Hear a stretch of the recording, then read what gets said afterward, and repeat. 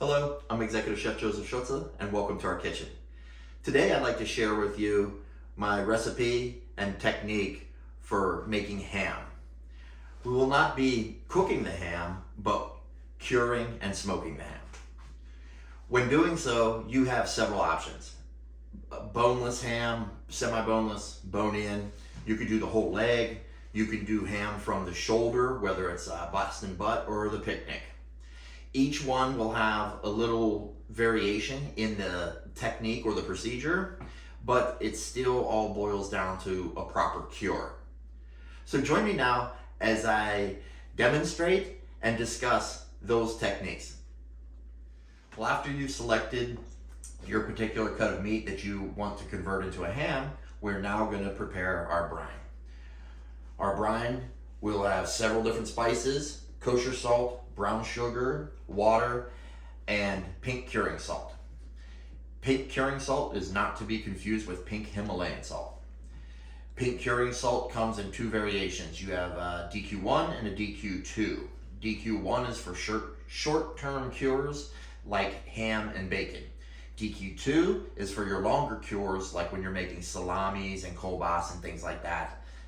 It requires a much longer cure time. So,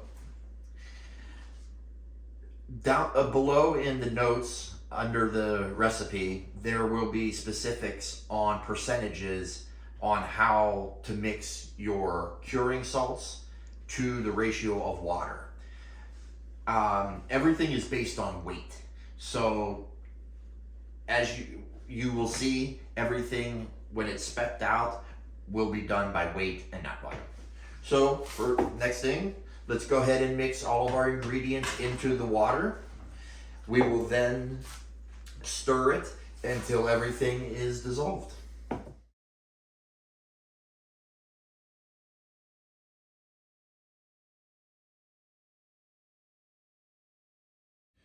Well, here we are with our leg of pig. The breed on this is actually Magalica, which is a Hungarian breed, and very high quality and fantastic fat content on it.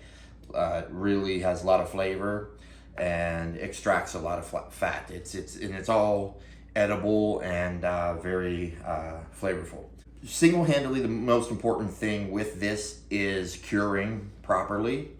And on larger pieces of meat, you will want to inject your brine into the bigger pieces as well as close as you can to the bone. And because the way it was processed, when I took the other bone out that goes up in towards more the hip, I took it apart, so this is actually going to brine very easily. I will not need to inject so much here, but this fatter side over here, I will definitely need to inject. So we will take our brine and our syringe, and let's go ahead and fill the syringe. And let's play doctor.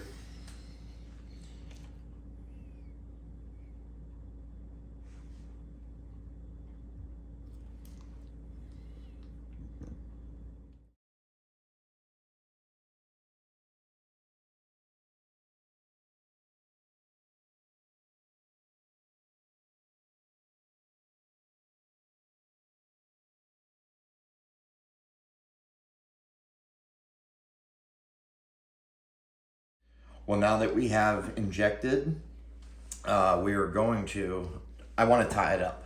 And you could, if you wanted, use things like meat glue and smear it through there, put it together, then tie it and it'll glue it together. But because we're going to smoke this afterwards, I think the slow cooking process in the smoker will actually, the proteins will bind together and it'll come out like a solid ham. For the most part. It still will fall apart a little bit, but you know.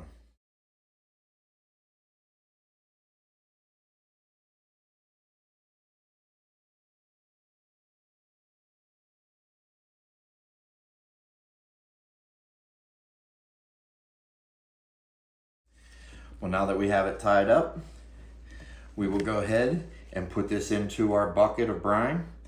Make certain that the entire piece of meat is submerged into the brine. You do not want any rotting to occur. If it means you have to put a weight on top of it to get it submerged, so be it. Or, worst case scenario is, if you actually have to make more brine, do it. It's better safe than sorry.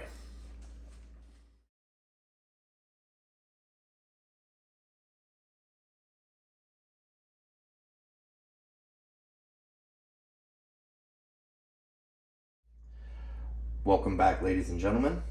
Today is a very special day. Special because we get to remove the protein from the brine. And very important to do is when you're removing it, you want to rinse it very thoroughly to get any excess salt or cure off of it. Also, I recommend strongly that you take the ham after rinsing it, you soak it for about an hour or two, changing the water every 30 minutes. That will help pull out some of the residual brine.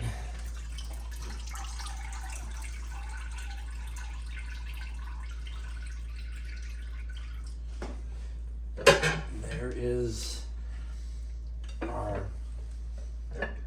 ham, I guess you would want to call it that, until after the smoke. It feels a lot denser, obviously a lot heavier, simply because of all the water absorption into it. So now what we'll do, let us start rinsing it off. And while I'm rinsing this, we will dump out this brine liquid from the bucket, and then I will rinse the bucket thoroughly and start putting cold water back into it, and then begin my soaking process.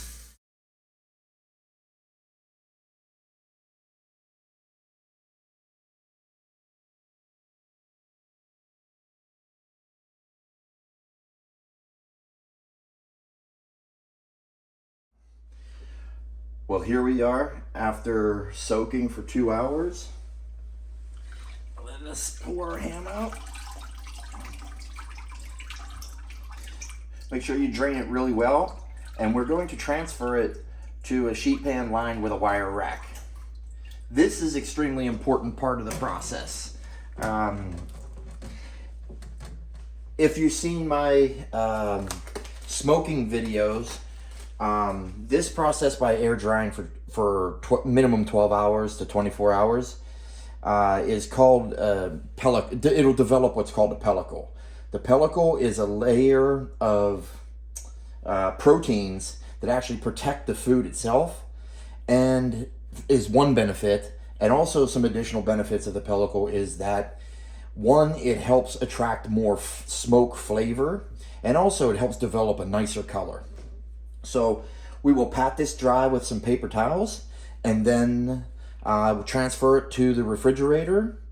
Or you can actually put it outside in your smoker if your temperature outside for the evening will be below 40 degrees Fahrenheit or 5 degrees Celsius. Well, the day has finally arrived.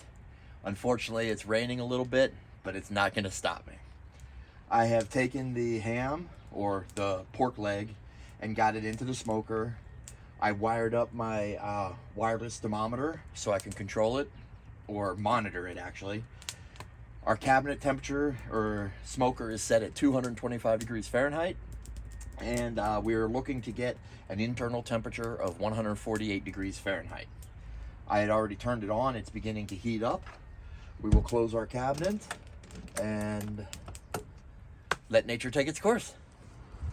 Well, here we are at the end of our time. It's winter time and got dark on us, but we had a lot of rain as well. So let's pop it open. And here is our ham. So right now I'll remove the thermometer, disconnect all that, and then we are going to transfer it to a sheet pan with a wire rack and take it in-house.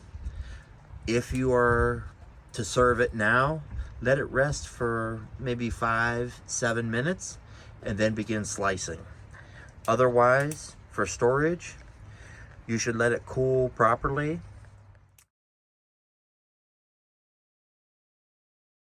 Here we are after about 7.5 hours.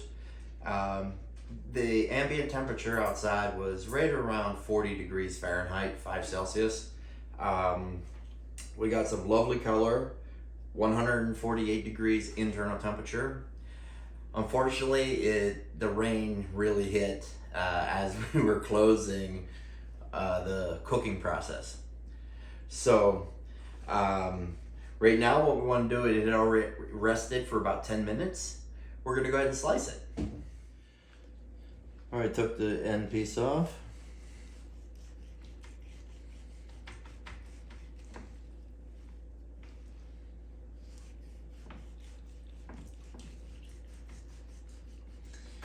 As we spoke about before, about meat glue and things like that to bring it together, and I said it with the slow cooking process, if you tie the protein together tight enough, the proteins will stick together through the cooking process.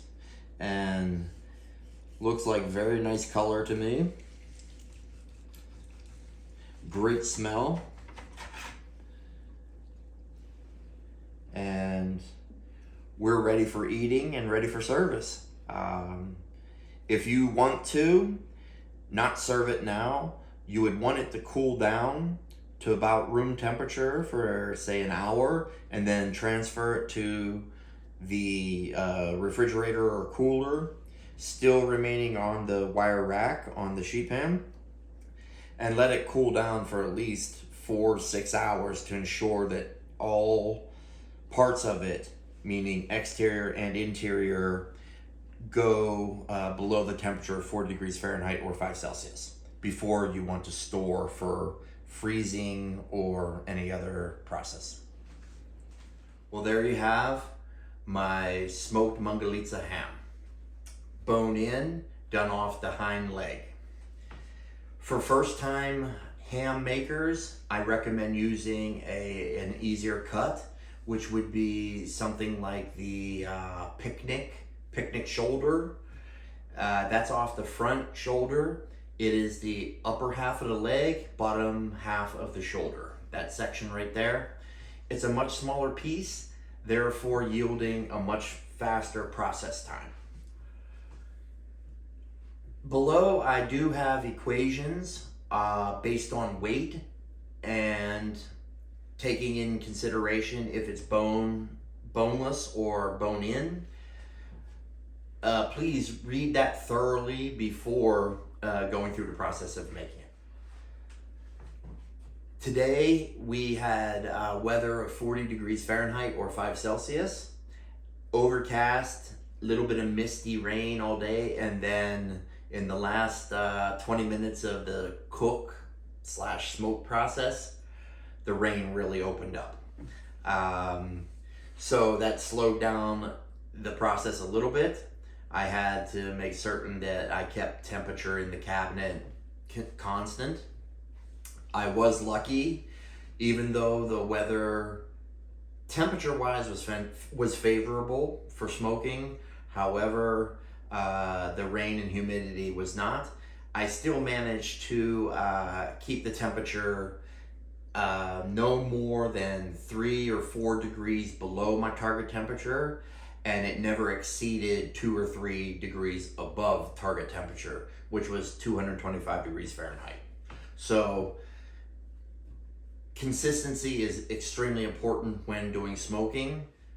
Well, thank you very much for joining us. Hope you enjoyed the presentation and demonstration. Give some feedback, please, and some comments. Any questions, I'm happy to help. Thank you again. You have it.